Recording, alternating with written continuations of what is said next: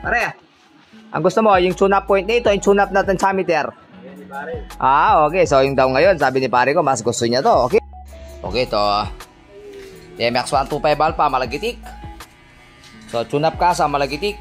Siyempre, sa tune-up kasa, susundan po yan sa original niyang stock setting valve clearance o valve sludge. Ano nga ba ang stock setting o valve sludge ng TMX 125 Alpha? So, naka-indicate po yan. Gusto nyong malaman kung saan nakalagay ang manual owner o yung gauge niyan.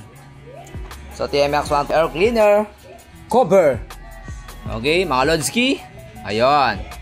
So, ito po yung standard 125 ng Alpha. Sa intake, ayan, 0.08 mm. Sa exhaust naman, same lang siya. 0, tapos 0.08 mm. I mean, okay? Ayan po. Ulitin natin. Sa intake, 0.08 mm. At ganun din sa exhaust, 0.08 mm. The same, ha? So, ang tune-up na yan, susundan natin yan. O, papakita ko sa inyo. Tune-up kasa, susundan itong valve sludge na to, o valve clearance. At ang tune-up natin, so tignan natin kung alin yung mas tahimik at ang gusto ng customer. Pare, shoutout kay pare ko. Alright, okay. So, ngayon, pa-start muna natin to. Parinig ko sa inyo ang tunog niya. Okay, bago natin sa i-tune up. Alright, all goods. So, tune up ko muna natin. Start muna natin. Start ko, paparinig ko sa inyo. Hindi pa natin ito na-tune up.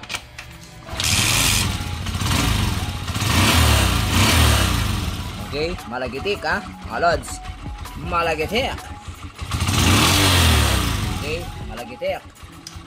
Ngayon, i-tune up natin ngayon to gamit ang, siyempre, ano pa ba? Feeler gauge, mga Lodsky. Okay, so ito po yung feeler gauge natin. Okay, feeler gauge. Ayan. Okay, so susundan natin yon.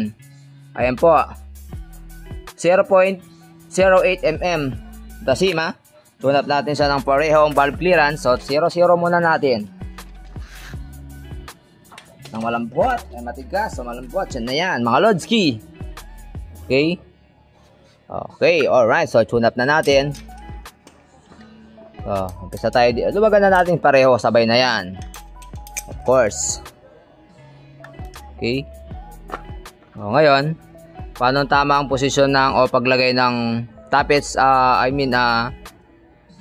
feeler gauge. Okay, so luwagan muna natin itong tappet screw at yung nut nya. Then, iipit natin yan. Ayun, mga Lods. Ayun, oh. Alright. Okay. So, dito mararamdaman mo kung sakto-sakto yan. Dapat po yan. Dapat may tension sang konti. Yan o, napaka-smooth hilain. At saka napaka-smooth pong isaksak.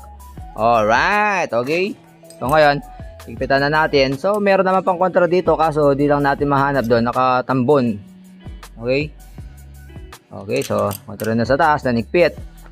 O, check natin kung nagibaba ang valve clearance niya o hindi. Okay, so napakagandang isalpak at napaka-smooth. Okay, so point N, tune up natin. Ngayon ang sabi ko, 0.08 mm. So ganun din dito sa exhaust. Alright, alright. So ipit po natin tong feeler gauge. Then higpitan tong tappet screw. Alright. So napakaganda, yun po. So, may tension siya, madaling isaksak at may tension. Yun, no? Alright. So, gaya ng sa kabila, higpitan din natin. Rin sa taas. Okay. Ngayon, ipak natin tong feeler gauge kung hindi pa nag-iba yung tune-up natin kanina o yung adjust natin. Yun, no? Alright, oh. Oh, the moment of truth. The moment of truth. Start na natin. Check. Ang tune-up. Natin. Oh, sorry. Ito nakalagay si Kwako. Saan na natin.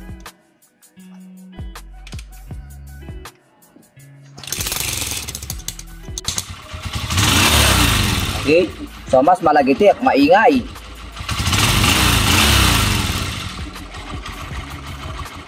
Okay, malagitik.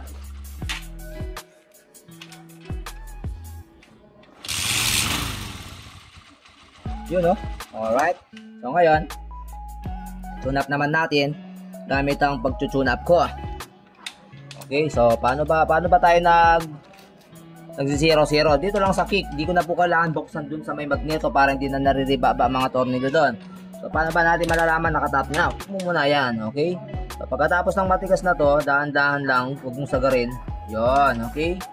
So matik yan, 0-0 na yan. So paano natin malalaman 0-0 na yan? No, nasa top na yung piston, top dead center. Ayun, no? Okay, so ayan po ang clearance. Maluwang, mga Lodski. Okay, yun o. Yun o. O yun o, tubo-tok-tok. So okay, i-tune up natin gamit ang aking method. So tensiometer na lang, pero papakita ko sa inyo, tune up natin to by tensiometer lang, pero papakita ko sa inyo after natin mag-tune up na gamit tong feeler gauge at walang feeler gauge, ay the same. Okay. Okay. So, lagay na natin ang ating may wagang finger gauge.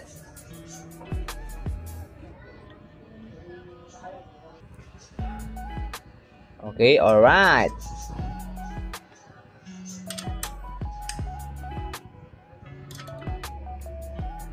Ayun, oh. Wala naman. Itong tinatawag ni Delium Works na tune-up feeling gauge. Alright, okay. So sa tansya natin, ito 0.4 to 0.5.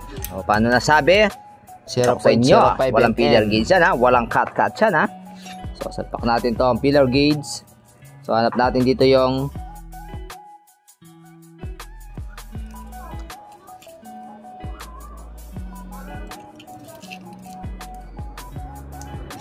okay, so testingin na natin mga Lodski. Yun, oh. Alright, so swabe mga Lods. Kabila. Tungkalin ko muna.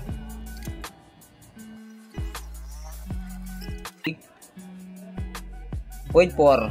Tune up po natin, sinasabi ko 0.4, 0.5. So 0.4, ito po yung 0.4 mga Lodski. Ayun, oh, kaganda ng camera, oh. Kitang kita na, oh. 0.04 nm.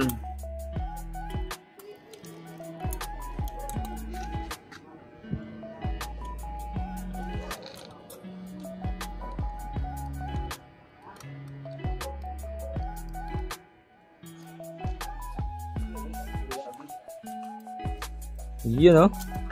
Oh, napakasabi mga Lods. Oh, tune up niyan. Yun nga. 0.4 mm mga Lods.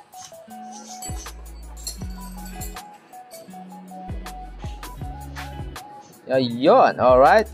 So, start na natin. Itan ko muna ang tune up.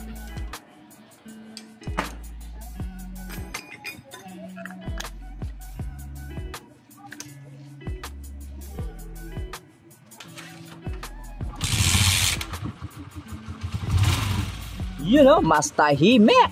Okay? O, ngayon, lagay na natin langis. Walang cut.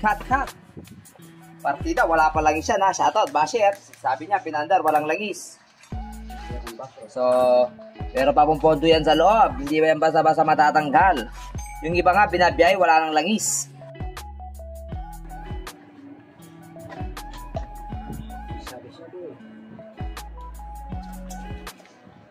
You know? Okay, so lagay na po natin ang valve cover. Okay, so nalagay na po ang valve cover. Ay, nalagay pa lang.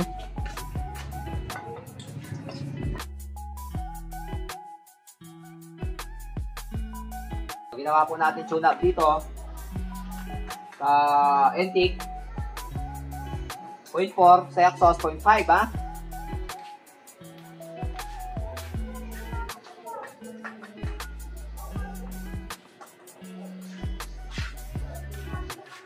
So, konting tiyaga na lang po ng paghihintay. Napapandar na natin. So, marinig na ang finished product. Saktong talik mo kanta ka.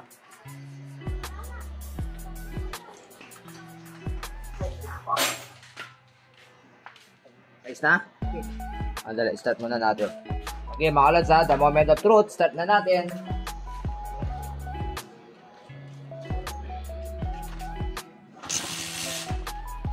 Wow! Napakaganda. Mga lods, see? Malilit. Okay. So ito, kung tukod to, walang minor. So, ulitin natin. Start ko without revving. Yun o! Ito lang po yung maingay. Yung CD, pumipitik. Oh. Original pan CDI. Okay? Pare, ang gusto mo, yung tune-up point nito, yung tune-up natin sa meter. Okay. So, yung daw ngayon, sabi ni pare ko, mas gusto niya to. Okay? So, yun lang po mga lods, ha? Dahil yung po, sharing. So, ginaya natin ang tune-up niya, naka-indicate doon na same 0.8, napakalagiti. Maingay. So, ginawa natin ang tune-up ko na sa tansya kong ginagawa. Sa Entic, 0.4 mm. Okay? Sa exhaust naman, 0.05 mm. No, nakita nyo naman, narinig nyo, napakaswabe, napakaganda ng minor. At ang gusto ni pare ko daw, yung tune-up ko sa tansyameter. Okay, alright, yan yung po, sharing.